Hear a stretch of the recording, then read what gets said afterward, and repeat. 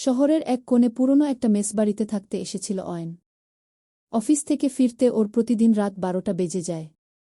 মেসের করিডোরটা সারাক্ষণ অন্ধকার থাকে, আর ল্যাম্পপোস্টের আলোটা জানলা দিয়ে এসে পড়লে কেমন অদ্ভুত সব ছায়া তৈরি হয়।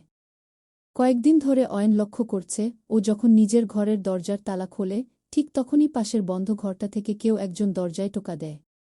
অথচ অয়ন জানে পাশের ওই 27 নম্বর ঘরটা গত 10 বছর ধরে তালাবন্ধ।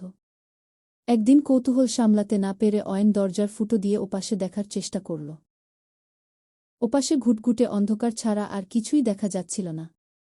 কিন্তু হঠাৎ ওপাশে একটা চোখের মণি নড়ে উঠল। অয়ন ভয়ে পিছিয়ে এল।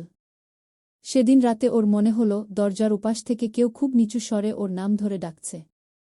গলার স্বরটা একদম ওর চেনা, ঠিক যেন ওর নিজের গলার আওয়াজ। পরদিন সকালে মেসের মালিককে জিজ্ঞেস করতেই তিনি ফ্যাকাশে হয়ে গেলেন। তিনি জানালেন 10 বছর আগে ঠিক এই দিনে ওই ঘরে একজন যুবক মারা গিয়েছিল, যার চেহারা আর গলার আওয়াজ নাকি হুবহু অয়নের মতো ছিল। অয়ন বিশ্বাস করল না, ভাবল মালিক ওকে ভয় দেখাচ্ছে। সেদিন রাতে অয়ন যখন ঘরে ফিরল, দেখল 27 নম্বর ঘরের দরজাটা অর্ধেক খোলা। ভেতরে একটা মোমবাতি জ্বলছে। অয়ন যেন সম্মোহিত হয়ে ঘরের ভেতরে ঢুকল।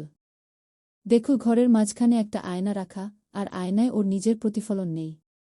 বদলে সেখানে অন্য একজন বসে আছে, যে দেখতে ঠিক অয়নের মতো, কিন্তু তার গায়ের চামড়া পচে ঝুলে পড়েছে। সে অয়নের দিকে তাকিয়ে হাত বাড়িয়ে বলল, আমার জায়গায় তোমাকে স্বাগতম গু। পরদিন সকালে মেস মালিক এসে দেখলেন অয়নের ঘর খালি, কিন্তু 27 নম্বর ঘরটা ভেতর থেকে শক্ত করে আটকানো।